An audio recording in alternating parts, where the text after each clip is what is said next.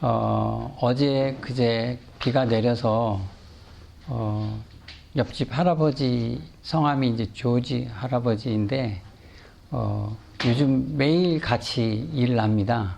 근데 비가 왔는데도 일을 하시더라고요. 그리고 연세가 높아서 뭐 본받을 점도 있겠지만 엄청 부지런하세요. 그래가지고 저도 늦잠을 자거나 그런 일은 거의 없는데 아침마다 뵈니까 좀 그 두 사람 간에 친분이 좀 돈독해진 것 같고요. 비 온 소식에 대해서 먼저 말씀하시더라고요. 날씨가 가물었는데 이번 비는 되게 도움이 많이 됐다. 뭐 이런 표현을 하시더라고요. 독신이세요. 74 되신 것 같은데 가족이 없으시고 되게 얼굴이 조금 맑아 보이시고 호주분 치고는 체구가 굉장히 작은데 첫인상은 조금 낯설어서 이제 서로 조금 어색한 분위기였는데 최근 두 집 사이에 울타리 공사를 하면서 거의 2주 가까이 매일 만나다 보니까 일도 같이 하게 되고 하다 보니까 달라 보여요. 다르게 느낌이 와. 여러분들 이제 살아가시면서 직장이나 이웃 간 아니면 새 가족을 들이거나 할 때 보면 첫인상이라는 게 있잖아요.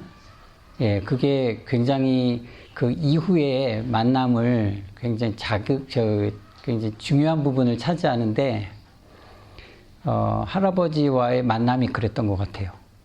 이제 저희가 먼저 있었고 할아버지가 나중에 오셨잖아요. 이제 한 석 달 됐나? 근데 가족도 없고 막 하다 보니까 또 약간 그 체형이 특이하세요. 그래가지고 괴팍한 노인네 뭐 이런 생각이 들었거든요. 인사를 해도 대답이 없으셔가지고 근데 그게 어떤 성품이 안 좋은 게 아니라 연세가 있으셔가지고 귀가 잘 안 들리셨던 거예요. 그러니까 이제 뭔가 알아가는 때인 거죠. 지금은 되게 관계가 좋고 많이 도와주세요. 어저께 나무도 2그루 베어주시고 썩은 나무, 죽은 나무죠. 혼자서 베기에는 너무 감당이 안 됐는데 톱을 들고 오셨더라고요. 가지고 저도 나무를 좀 베봤지 않습니까? 지리산에서나 이제 태국 그 반담룬에서. 근데 당신께서 말씀하시기를 내가 이것만 들고 40년을 다녔어 이렇게 얘기하시더라고요. 가지고 가뿐하게 베어주시고 오늘도 이제 그 친구분이 9시에 오신다 그러고 저는 오늘 뭐 여기 행사가 있다고 하니까 그러면 이따 다시 오후에 만나자. 오늘 해야 될 일이 있다라고 얘기를 하시더라고요. 제가 이런 그 이웃 간의 일이나 날씨를 미리 말씀을 드리는 거는요, 좀 첫인상에 속지 말자. 첫마디에 속지 말자. 여러분 결혼도 어떻게 보면 속는 거예요. 예, 외모나 말에. 내 생전에 드라마 보면은 손에 물 한 방울 안 묻히겠다 이런 거 꼴딱 넘어가잖아요. 뭐 이렇게 핸섬한 외모, 옷 잘 입는 거, 저 그거 안 믿습니다. 왜냐면 제가 아는 분이 굉장히 가깝게 지낸 분이 가족이죠.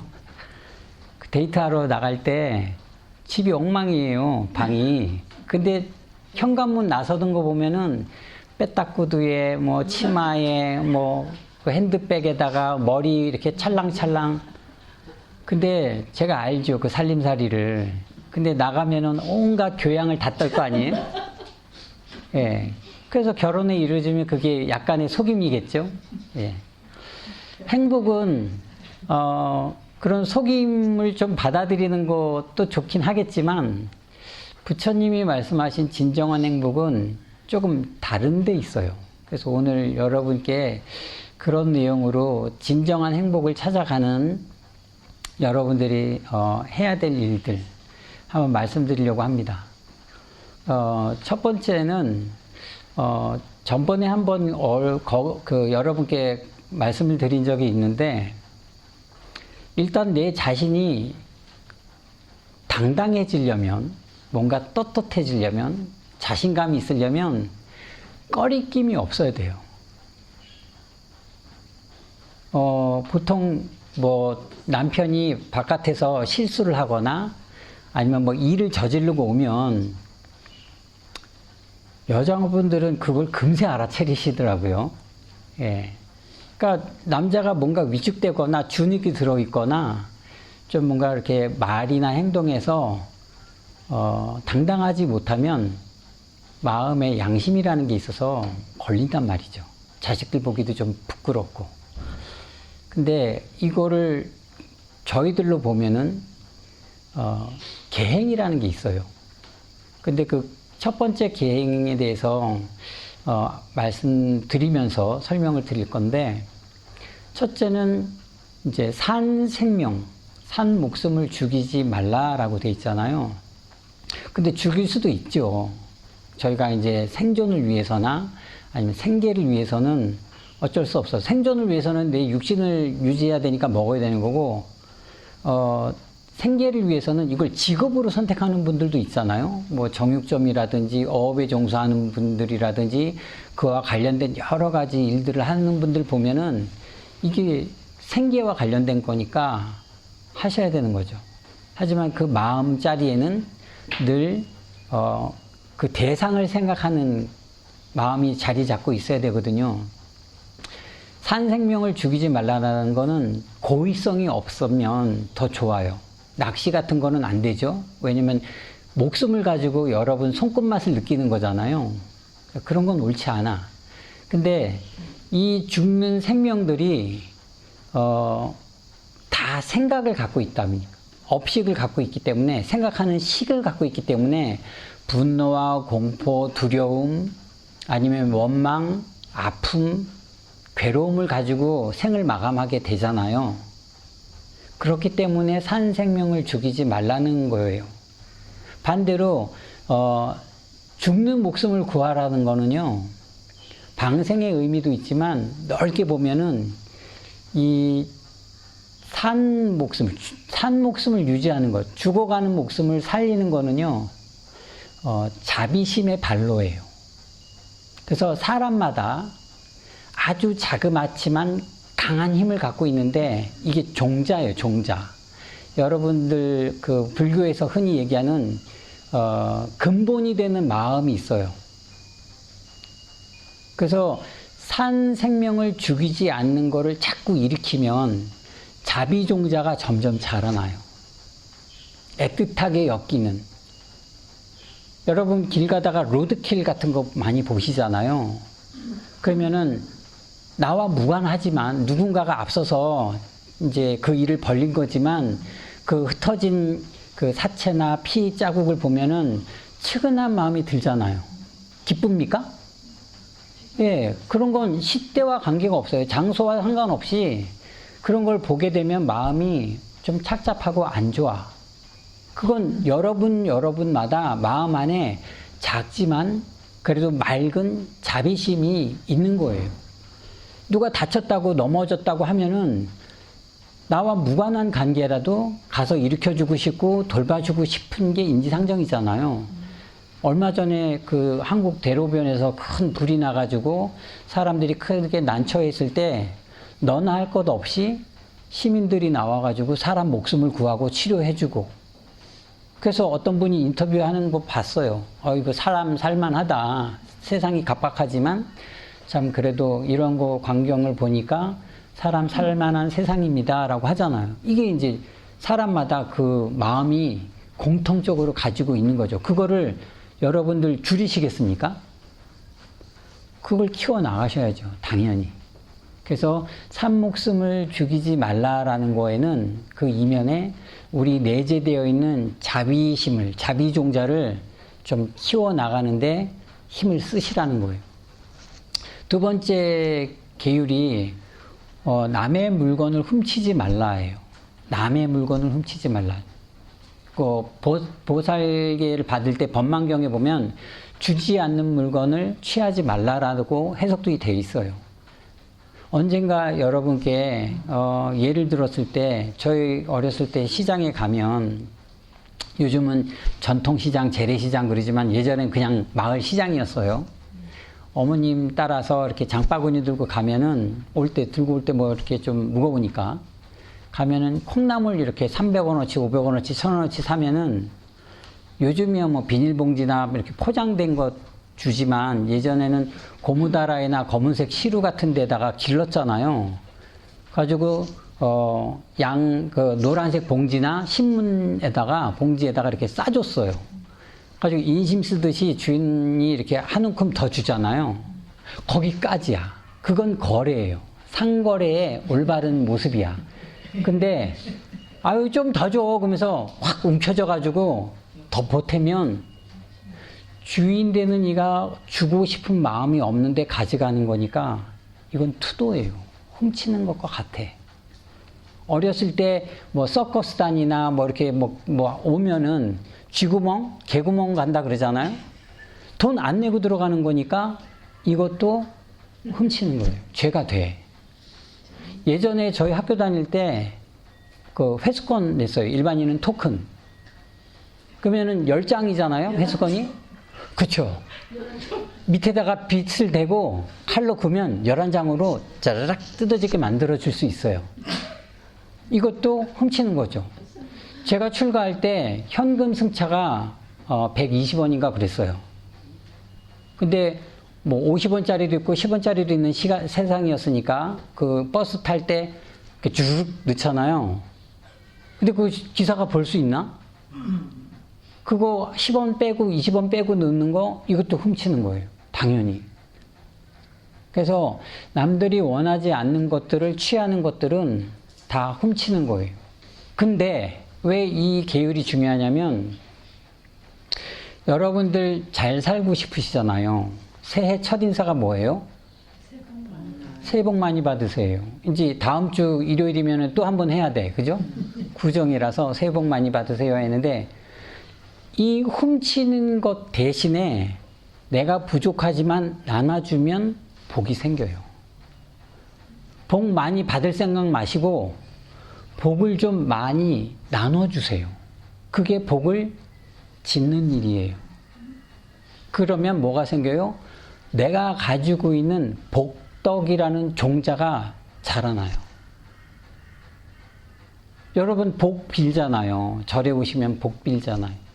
거저되는 게 없죠. 여러분들이 뭔가 거기에 대한 상응하는 노력이나 정성, 무언가를 치러야 되는 거예요.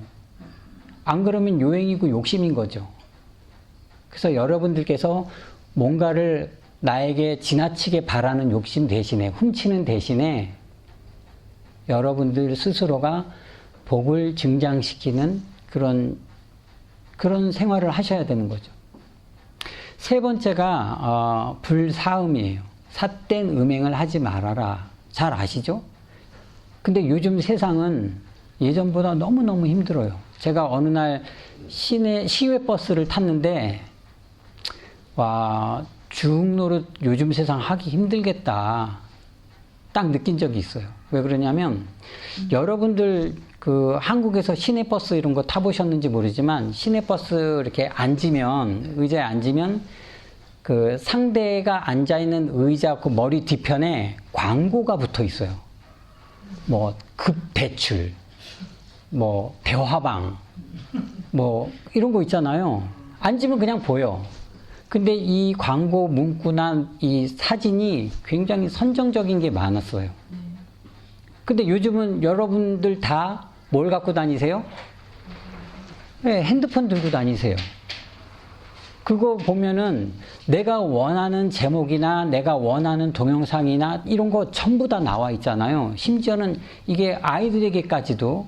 그리고 영화 같은 거 이렇게 보면은 예전보다는 훨씬 자극적이거나 선정적이거나 아니면 폭력적인 것 이런 것들이 너무너무 많아.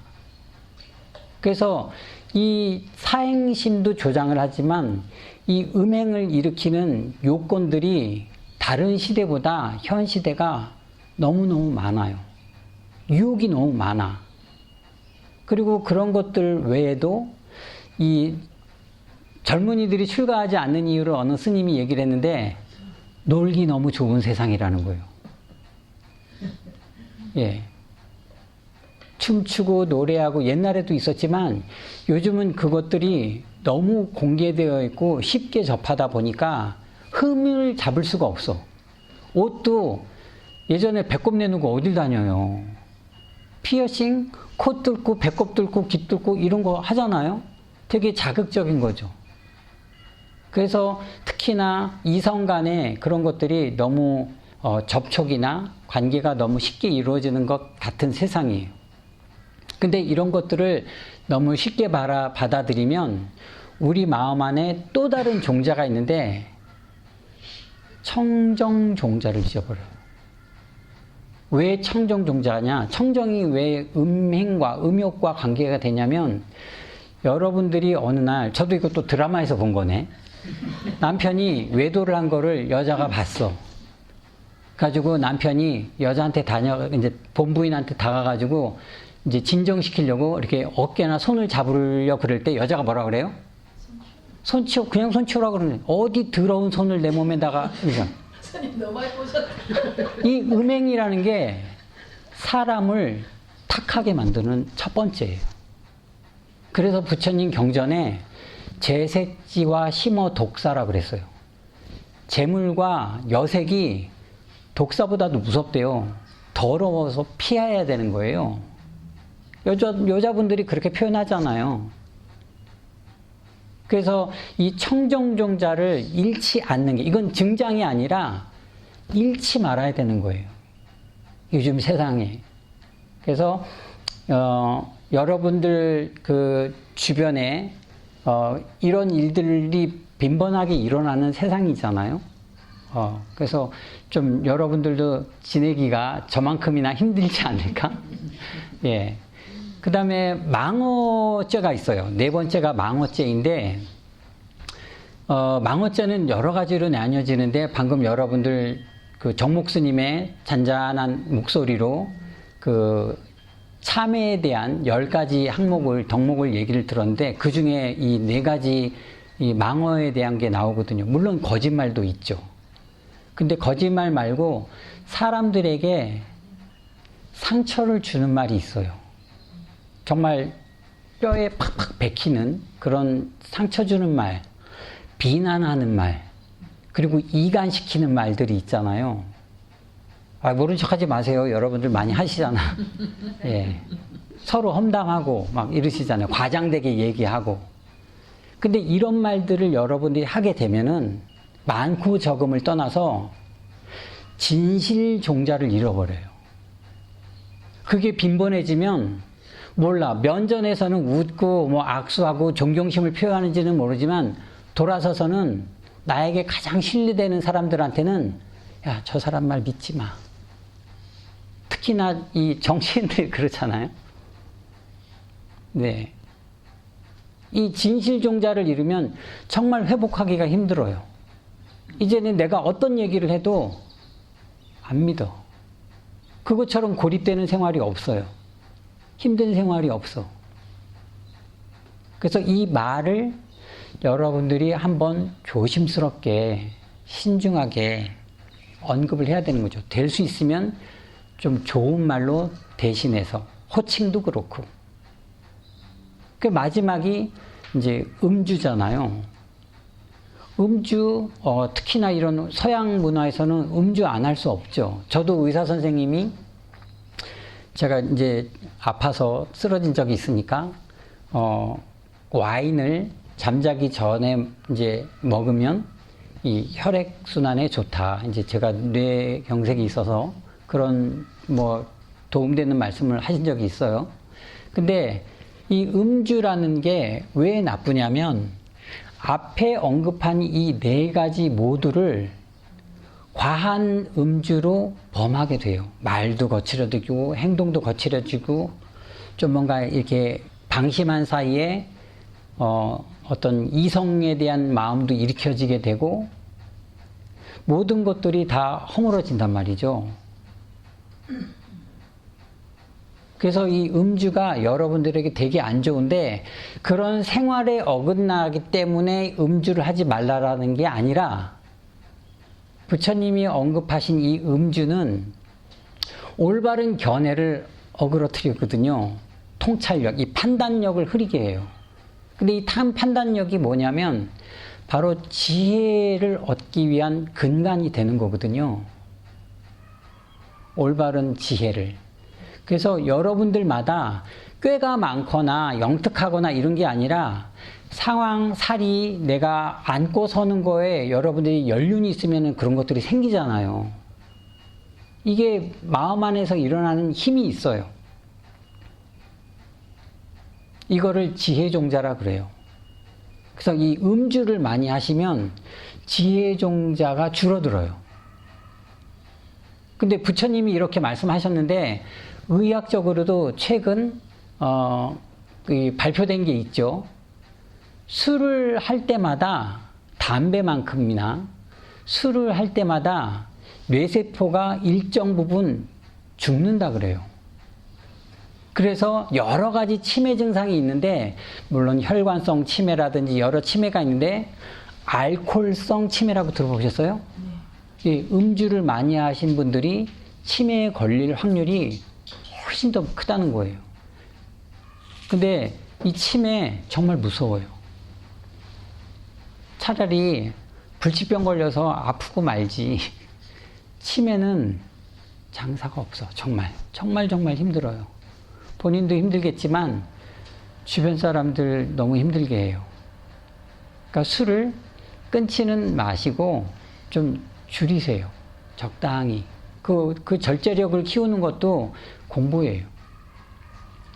이 5가지를 소개해 드렸는데 이 5가지를 여러분들께서 조금 노력을 해서 좀 이어나가시려면은요, 바로 그 안정된 생활이 필요해요. 안정된 생활이 삶 속에서 묻어나는 게 이 우리가 바람직한 삶이라고 보여지는 것들이에요. 이거는 누구도 비방을 안 해. 이 계행 5가지를 지켜서 내가 절제력을 가지고 생활을 한다 그러면 누가 그걸 못난이라고 하고 그걸 못됐다고 하겠어요. 이 이치가 분명한 거거든요. 그래서 올바른 계행이 있으면 마음의 안정감을 가져다 줘요. 왜냐하면 이 계행이라는 게 어떤 내 품 안에 소속감을 가져다 줘요. 여러분들 막 방황하다가 집이 생기거나 백수로 있다가 직장이 생기면 그 소속감이나 안정감이 있잖아요.